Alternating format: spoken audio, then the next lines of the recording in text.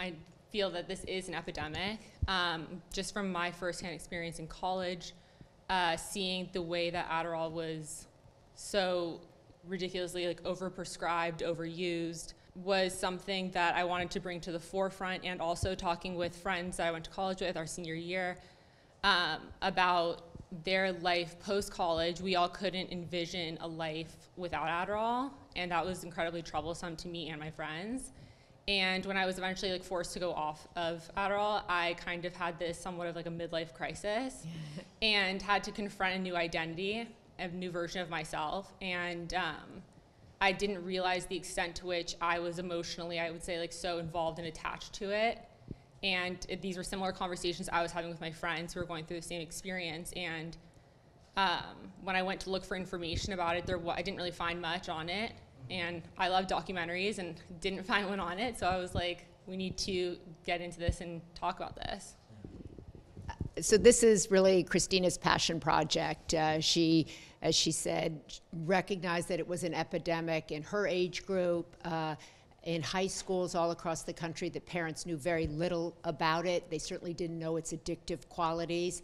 And she wanted to turn this into a documentary. And so we approached Netflix and met with a lot of directors, and she kept saying, nope, not yet, not yet. I want someone young, someone cool, someone who can put a different lens to this. And hence, we met Alison. And I think the three of us really wanted to do a film that would change the conversation, that would make it cool, the use of animation, the pop art in the poster. I think it's all really going to ignite a conversation, I hope, not just with women of this generation, but with parents who are pushed very often to put their kids on a stimulant so that they can compete, so that they can get into the right college.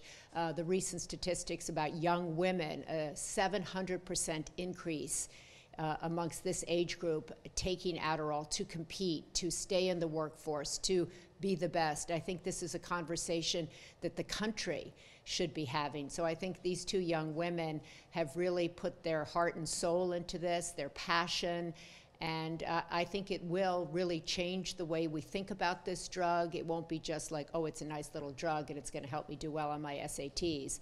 But I think it's a great way for us all to step back and say, at what cost are we taking this drug? What are we expecting from our children, and what are we losing in the process? There were a lot of things that were surprising for me. I think I just assumed that this was a drug, you know, in its current cultural context, it is most associated with ADD, ADHD, and I just thought of it as a medicine for that. The long history of, you know, amphetamine, why it was synthesized, how it was used, how it was abused, how it was enjoyed, how it was vilified, all those things, for me was really new information. I can't say that I know the history of all the, you know, of Advil or, you know, of a lot of things in the same way, but I thought that for me, that was a really important thing to offer to all these people who, you know, especially people who feel like they can't live without it. You know, it's nice for them. I think people wanted to know more. For me, I was also surprised to find out that only in the last few years, adults became the majority of the population taking prescription stimulants. Around the 80s, it came in as something that was prescribed to children.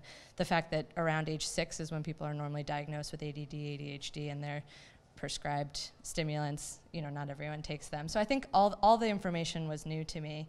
I think it was also, I'm really amazed by all the people who spoke with us and shared their stories on camera. I thought the film might need to have even more animation, to have more anonymity, and sort of envisioned it like a waking life type of going from story to story to story. And it does still do that, but a lot of people wanted to be part of this project. I think it's also interesting to think about why this is such an American phenomenon.